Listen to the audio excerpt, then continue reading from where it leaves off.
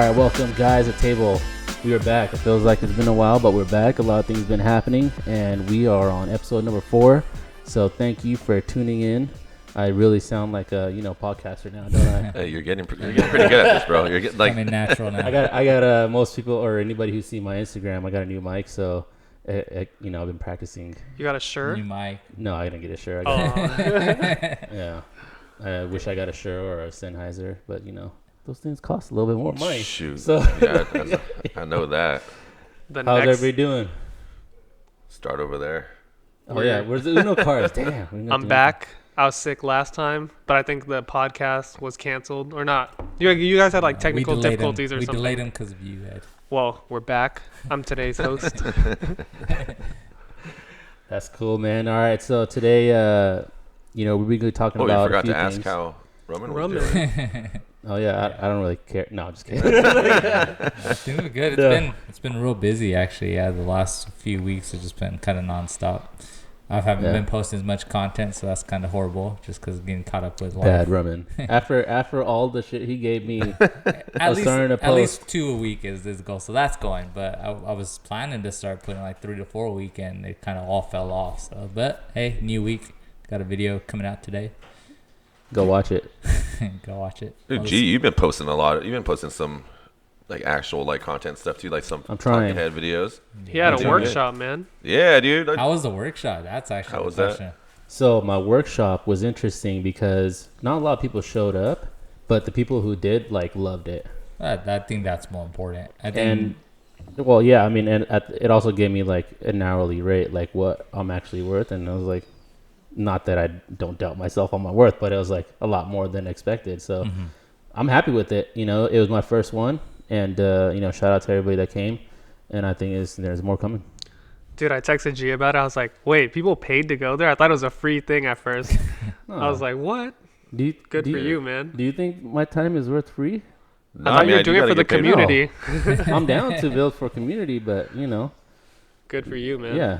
I think it's like I mean, like that's how you kind of create value too. Like if you do, I've learned this just in like within Primal Canine and like even like with the war room stuff that we did.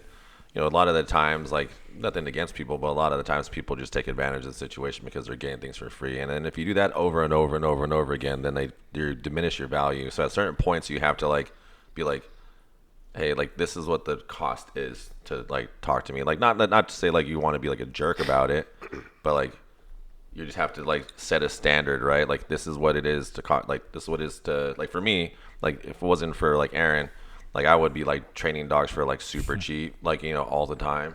But like because of the levels that we've gotten to, and not sounding cocky or whatever like that, you have to be able to say like, okay, cool, this is what I'm worth.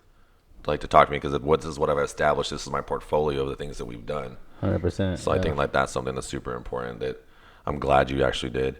No, yeah, I mean, I would say on that, like, not to be all gushy mushy about it, but it's like because of all you guys that are like kind of inspired me to kind of keep pushing forward. So, shout out to the table. Yeah. Hey, a little plug. Can anybody buy that recording, or it's only live? So it's only live, and that was very purposeful because I want to do more workshops and I want people to attend, but also I wanted people to have a one-on-one session with me. So if they can go back and do it, I mean, I'm actually making it like kind of a cheat sheet that if you do the workshop, you can go back to it and kind of like do the steps in that way because I want to be helpful. But I think the one-on-one session is where like the specific needs. Everyone's different. Everyone edits differently, just like how everyone does everything else. But and there's Google. So he said he'll be here for you. So I'll be there at the next one. Yeah, just be at the next one, and we'll see how to work that through. I want to see an in-person one. I would go to that one. Yeah, I mean it's free $99 for you, Ed. Nice. Hey, don't cut the shit out of the podcast. Well, we know Google. We know Google will be there. Google will be there. Yeah. I'm a little bit worried. Always listening. So if I start tweaking out, I just gotta say on camera, Mike gave me these weird supplements, and he said I'll be hyper focused, and no, it's not. Viagra. I was gonna say Adderall or some shit, but yeah. Did you see the label? Or did he just hand you pills? he handed me pills, then he showed me a label. Yeah. So factual. We're okay. We're okay. Factual. We're good. No, it's cool. It's all natural stuff, right? Yep. Actually, I mean, I take it.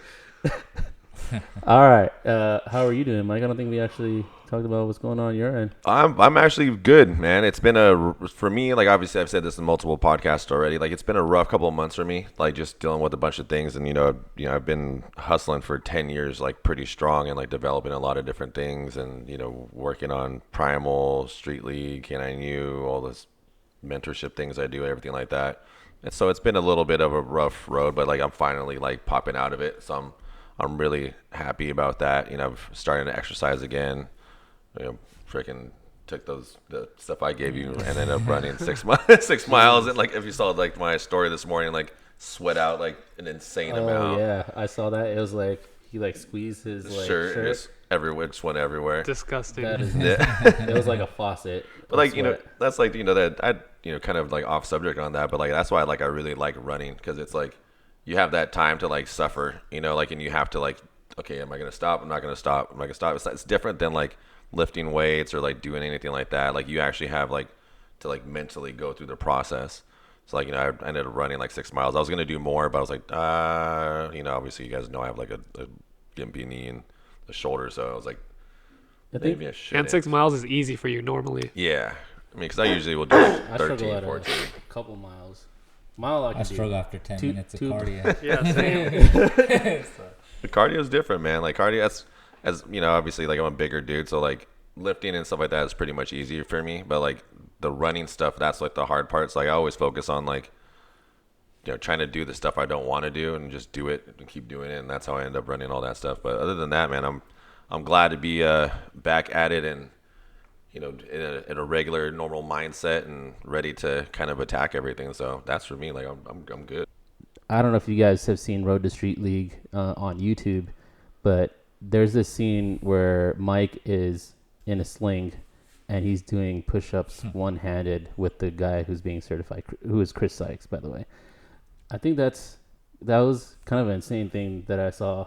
That's the one thing that stuck out. I was like, is Mike really doing this right now? All right, he's doing this right now. Like, what? No, that's what happens when there's too much boy energy in the room. Well, I mean, like, so, like, obviously you guys know that, like, you guys have been around me for a while. Social things are, like, not my strong point. So, like, I already go, and, like, we went into, like, when we did the Catalyst thing, that was more of those things where I was like, oh, hey, like, let's see if this works or if we're going to be able to do it. And then they're like, we're going to do it. And I'm like, oh, crap. Like, how am I going to make this happen? So I was already injured, and then I was just thinking in my head, I'm like, I got stuck in my head for a little bit. I'm like, shoot, how is this going to work? So I go into that super nervous, and then I asked Darren, I was like, can you give me like a, I think it was like a White Claw or something like that. I was like, you need me something like that so I can calm my nerves. And next thing you know, we start running the whole entire circuit, and, like, I see him struggling. So I'm like, all right, cool. Like, in that point in time, like, I just, like, switched into, like, Mike Jones mode, and I was like, all right, cool. I'm going to start doing one-handed push-ups and one-handed burpees and all this other stuff, which wasn't intelligent. So don't do those things if you're injured. But it ended up hurting myself even more that day. So I ended up having to leave earlier. But that was an event for sure. And I always look back at that stuff and I'm like, damn. I was like, every time we do something like those things, it's always, like, insane to me to think, because considering, like, we're doing something different that's, like, never been done before. So that's always pretty cool. That's the craziness. I mean, if you guys have not seen it yet, go to youtube.com/Primal Canine. Watch the latest episode of Road to Street League. It's episode 1 for their New York trial. Yeah. So go ahead and check that out. But for today, we're going to go into the topics, which are we're going to be talking about comparisons of mindsets and our significant others and family. And I think that's something that is always brought up in business, and I think we would like to share our kind of point of view of it. So I'm going to go Raman off first. Yeah. That's going to be a reel right there. Yeah. You gotta have a roulette thing next time. So actually spin the bottle. Spin the bottle. Actually, I kind of want to this is something that Mike actually wanted to talk about, and I want to kind of actually go to you, Mike, first to kind of explain what the topic is actually, like what the discussion is going to be about, so we can have context to it. So, I mean, in every, like, let's say not even in relationships, in every, like, relationship, whether it be a family member, whether it be a friend, whether it be a partner, wife, husband, whatever it may be, there's always two different mindsets that you have, right? Like, for me, like, I'm very go, go, go, go, go. Like, it's just something I have. Like, if I don't go, then I kind of freak out a little bit because it's just, that's my mindset.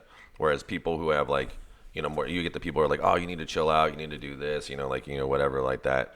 And, like, for me, like, if I kind of get dragged down a little bit, it kind of builds builds more anxiety for me, right? Like, cause I can't go cause I feel like I'm doing something wrong or like, cause in my mind, I feel like I'm doing the right thing of going and like providing and doing those things.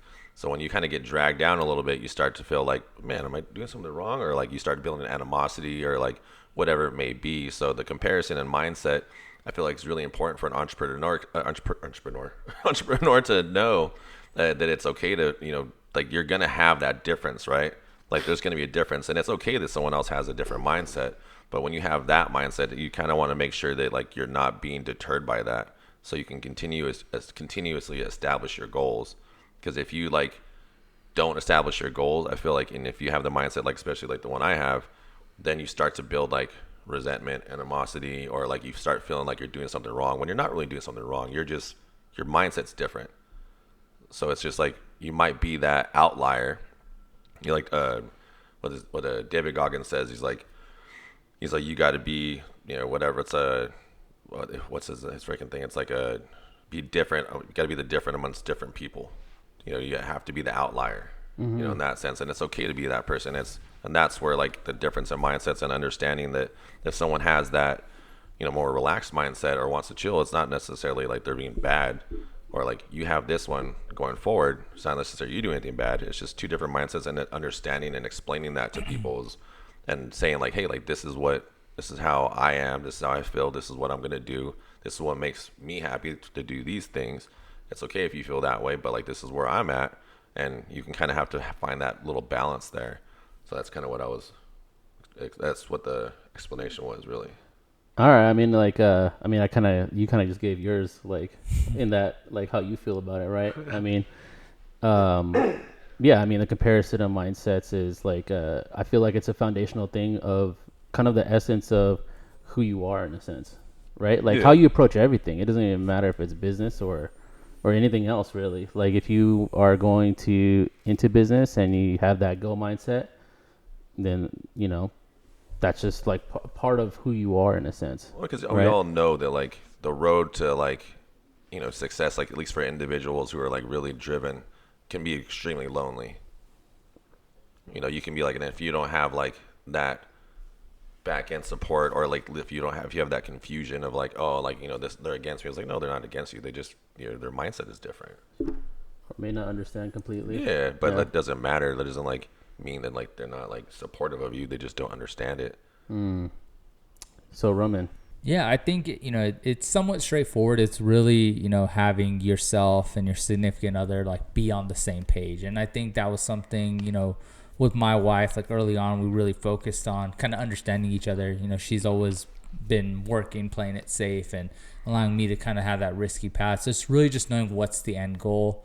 I think over time you really get to know. Like when I first was with my wife, we used to, she used to always think she's gonna be working a job for the rest of her life. Like that's the goal, right? And then get a retirement and save. And as she's seen me, and as we've talked, and as we've influenced each other, it's definitely changed where now she more so wants to scale on how she can also get out of working, use what she's learned, and build something from there. So I really think like as you build a relationship, as you go on, it's important to understand each other, motivate each other, and also influence each other. I remember I had a mentor I was working for once, and he told me that one of the biggest things you're ever going to do with your significant other is sell them that's the biggest sale you'll ever make in your life, like putting them on the same page, because a lot of times we don't try to tell them what we're looking to do, what we want to create, and you guys don't see eye to eye, and it's just like a whole mess, and then it's a lot of issues building on from your business, right?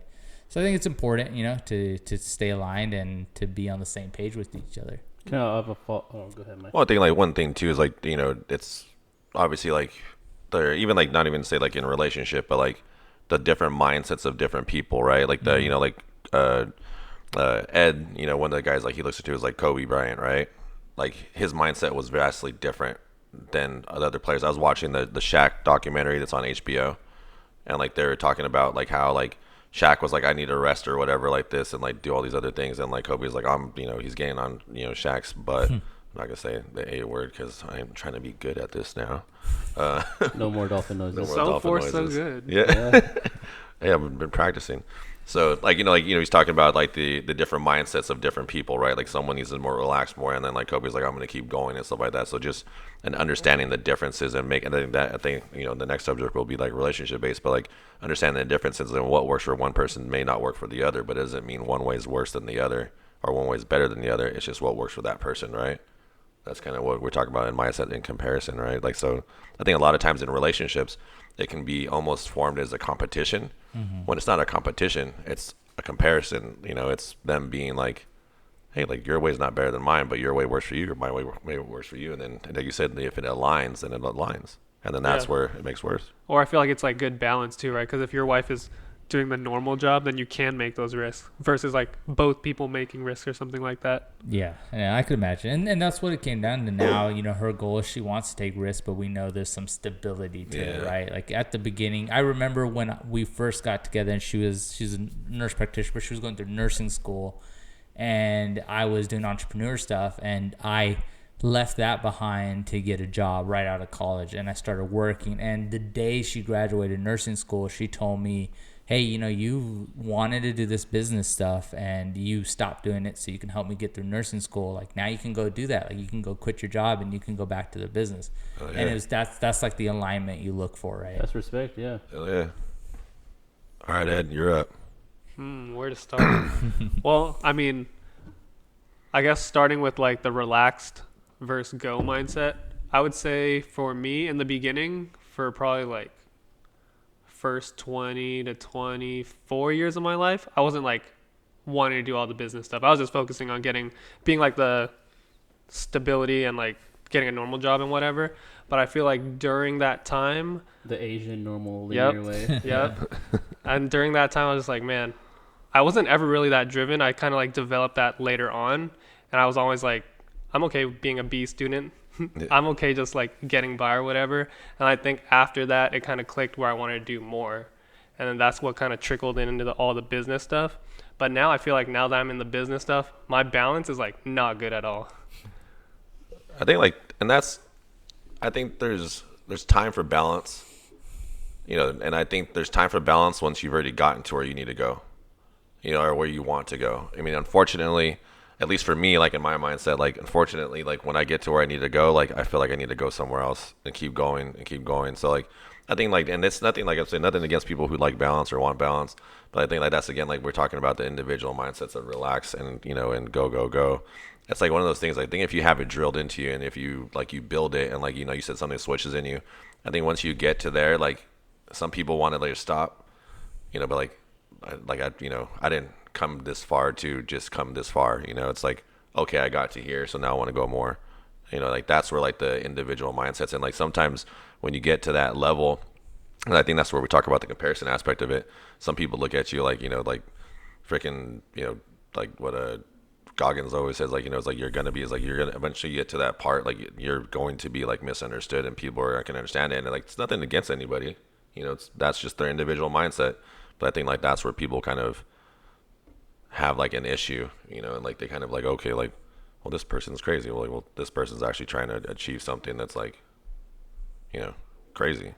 But I think that's where the comparison and different mindsets, and I think like as an entrepreneur, again, the reason why we brought this up is because a lot of times, you know, entrepreneurs like that, when they have that go mindset, you know, including myself, you kind of feel like you're like on a different planet, you know, like you're like, okay, like no one else is understanding this, so it must be nuts. But I'll tell you this much, you're not nuts. There's a lot of people like you. Everything's cool. And even if you're a relaxed person and you enjoy your life, there's a lot of people who just like to just chill and like they like the simple life. And I kind of envy those, you know, I caught myself right there. Like, see, I kind of envy those people because it's like, you know, I can't even sit down on my couch for like 30 minutes and like, unless there's some beverages. I mean, or other things. Ignorance is bliss in a sense, right? Yeah, I mean, it's nothing against anybody. It's just, it's for some people, it's just, that's the way that they live, and it's important for people who are around those type of people, like no matter if it's the relaxed person or it's the go person, to understand like it's okay to be those ways, and that's where you can support each other in those ways without actually having to like be like, oh, you're doing wrong, or you're doing this, or you need to chill, or you need to get up, you need to like, whatever it may be. It's like, hey, like that's just the way that this person lives their life. That's where they feel comfortable, and it's important to support people no matter what mindset they have. Mm-hmm. I mean, I feel like we all have friends and family where it's like, I want to do nothing on the weekends, just chill, watch TV, which is fine. Like they can all do that. That's cool. But then I feel like for us, we're like, man, what a waste of time. Exactly. Exactly. I can't even freaking. Full swing. That's what I've been watching. Talking about watching shit. But it's pretty crazy that they can make golf entertaining. Shit besides watching stuff. A lot of extra business stuff. Yeah, this is like, I think that's kind of I think this is where, wait for me to mix it up.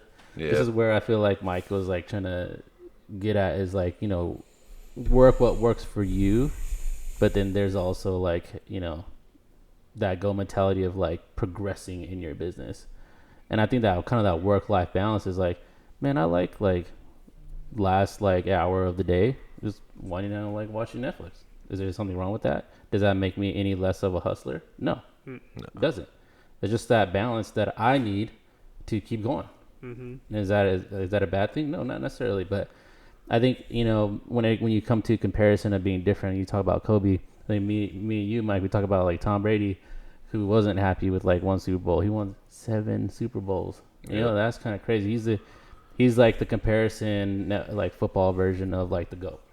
Right, like there's undisputed, and this is coming from a 49ers fan who, thinks Joe Montana. I'll probably get a lot of crap for that, but yeah, that's I think to go on what Raman was saying on the work-life balance, I don't think there's a true balance necessarily, but just go where it works for you, and that balance, I think a balance like a true balance is like 50-50, right?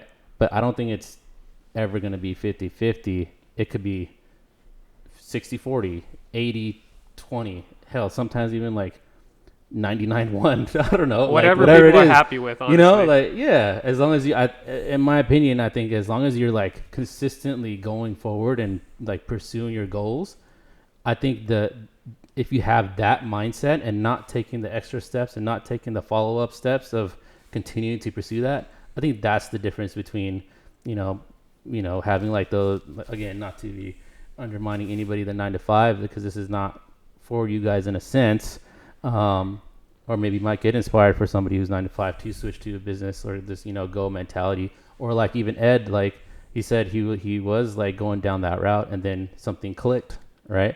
So I think, depending on who you are, you figure out how it works best for you, but I think that there's a way to find it within yourself, that certain percentage of balance to continue to do what you need to do. Well, even if you have a 9-to-5, like you can still kill it in a 9-to-5.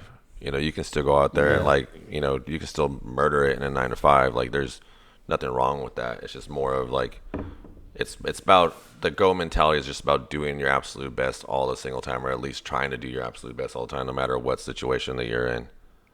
Sometimes a 9-to-5 seems kind of appealing though. Like making hella money just during the day, and then you're like, man, I could do whatever the hell I want on the weekend or after work or whatever. Yeah, being in the Silicon Valley, once you start doing all this business stuff, and there's like off months, and sometimes you're not making as much. You see people making 100, 200,000 working a job. Every time I think of that, I think of how much I hated it.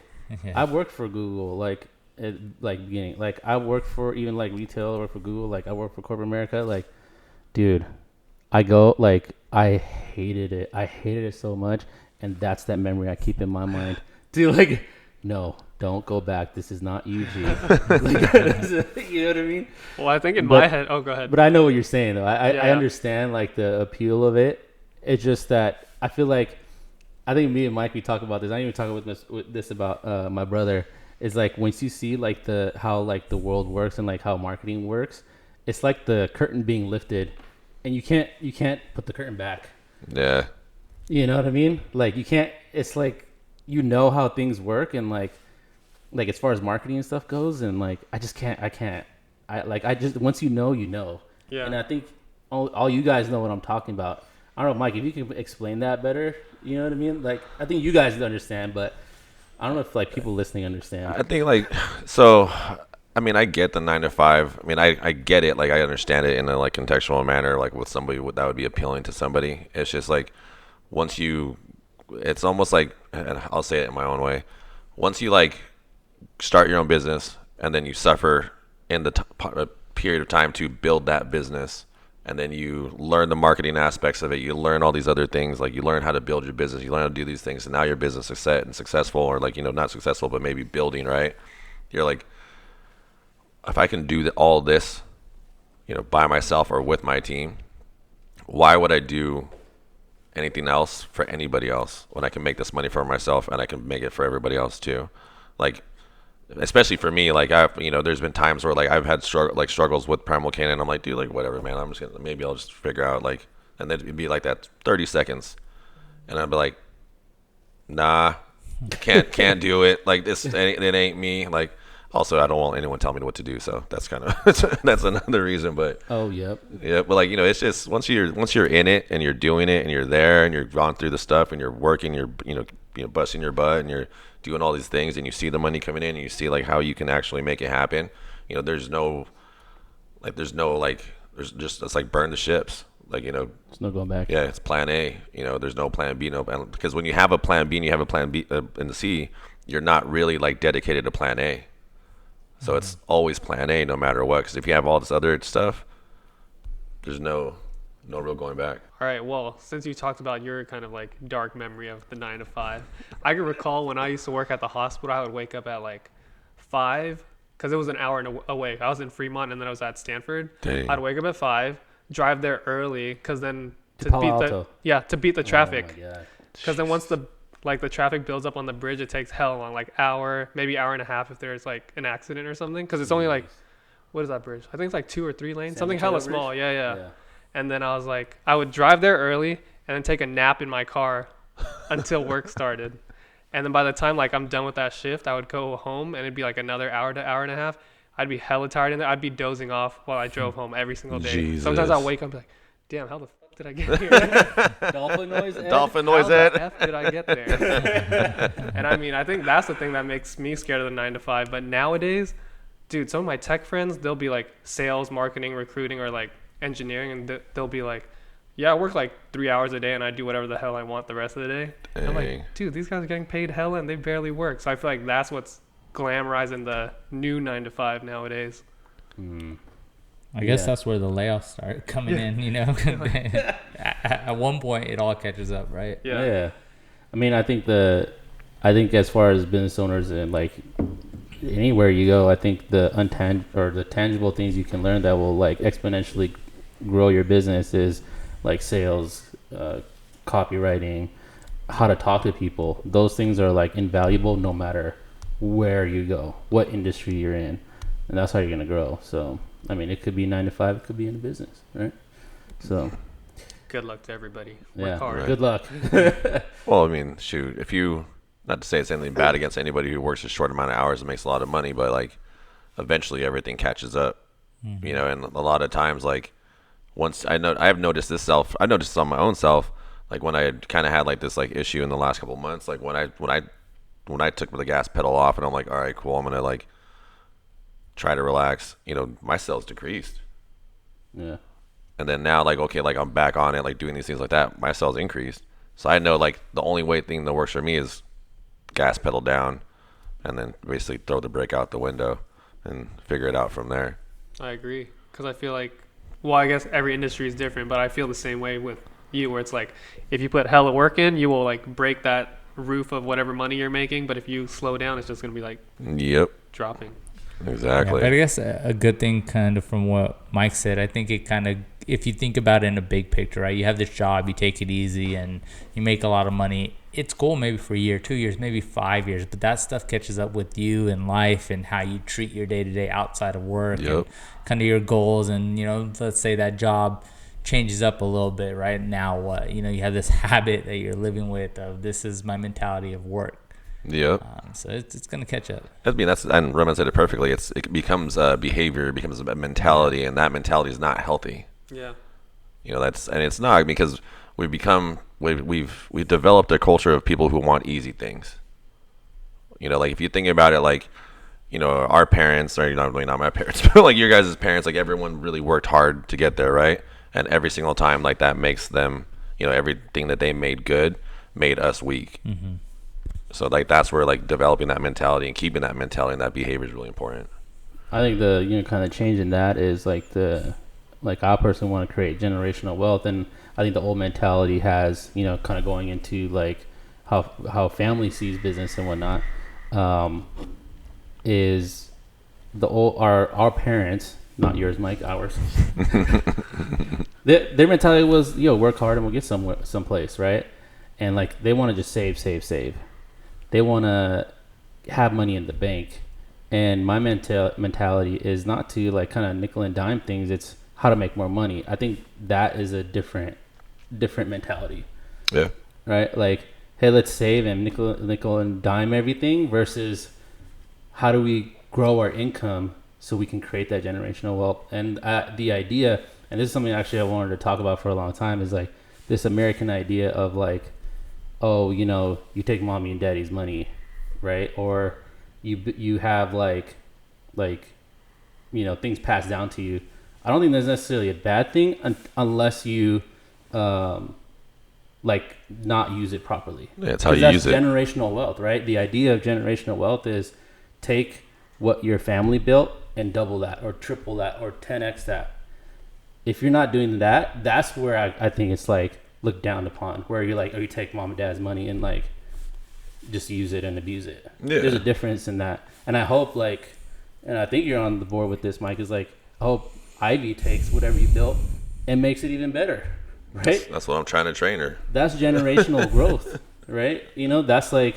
That's how it should be, So I think that's a different understanding of like generational wealth and, dealing with family. I think a lot of the family don't really understand that. And it goes down to my parents specifically, is like, so why don't you do that 9 to 5 and like, be stable and all that? Cause I want to 10X what you did. I mean, what parent doesn't want to hear their son or daughter say like, mom, dad, I want to do better than what you did.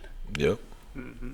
Right. So, I mean, I think having that mentality and dealing with like family and the reality of that's the reality of a business that, especially coming from an Asian background, is that family might not never understand that, and that's okay. So, I mean, Ed may have some experience with that, you know what I mean? But yeah, that's kind of see that on the topic of family, like when we talk about like family and everything like that, right? So like with the people that are around you, especially like our significant others, the stuff that they have to deal with and everything like that, and like how having a partner that's supportive is super important to be able to do those things, right?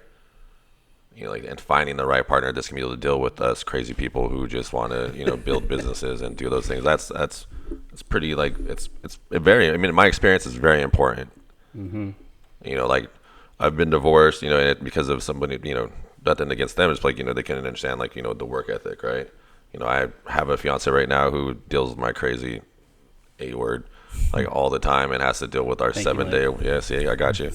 Has to deal with our the crazy stuff that like I do all the time, and like I feel like that's it's an additional bonus. It's something that's extremely important to have that, and it's something that like if you are because a lot of entrepreneurs that I know like they want to be like single and like do all the other stuff because they feel like that, but if you have someone who's like down for you, like that can help you like get better and do better things. And it's for me, having Aaron, having Ivy, that just adds more fuel to the fire. I swear I have ADHD. What's this other stuff you're talking about, Mike? What do you mean, like the partner stuff? Being single and doing all the other stuff? Oh, just like some of the other entrepreneurs. No, it's like, this is the ADHD. I mean, like, oh, yeah. No, it's like what other stuff? No, just like like there's a lot of entrepreneurs that like I've spoken to before. Like they're like they're single. They think that like that's the way to do it so they can continue going forward and like not have distractions, right? Yeah. Gotcha. Whereas like you know, if you do, and like this is what I tell some people too, is like if you do have someone who's ready to support you and like do that stuff and is ready to ride for you and do all those things, like it's not a hinder, it's an actual like boost. Opposite. Yeah. Like I said, you know, like I said earlier, is like having Aaron, having Ivy, and all those things actually adds more fuel to the fire for me to go forward and push forward more. Mm-hmm. So I think like, you know, when you have a partner, it's important to select the right partner and understand when to, you know, either not have one or have one. Yeah, no, because when I was first starting my dog business, or like when I first met you, and I was still doing my full-time thing and starting the dog business and doing the content stuff for you, I was like, I don't got no time for friends, family, or a relationship for sure. I was like, just doing that shit all the time. Yep. So it's like, even if it's not like, oh, being single and going out to date, I understand like the time constraint people have. Yeah, man, it's tough. Like that's one of the things that's like hard to do. I mean, luckily enough, like Aaron's our general manager, so like we're together pretty much all the time. But I can see how like for other people, like they're like, oh, you're working 24/7. Like, why would I be with this person if they have no time for me? You know?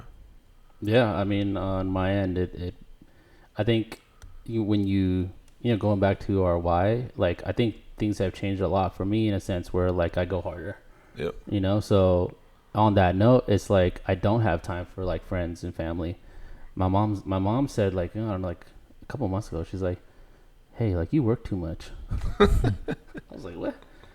I was like, do I have like a Lambo in the driveway, a mansion, or not that those things matter, but you know, I like nice things, you know. Well, they're milestones, you know, they're milestones, you know they're Trophies. checkpoints. Yeah, exactly. So, like, no, I'm not working hard enough or smart enough or whatever it is, but I'm not done. Like, you know, so to me that goes back down to like, I don't know if people like to really understand what we're trying to go with, and that's the whole point of this like episode is to kind of you know have that understanding of like this is who we are, and this is how like other entrepreneurs out there who are listening to this are kind of dealing with, and it's like, nah, it's like there's other people like this out there.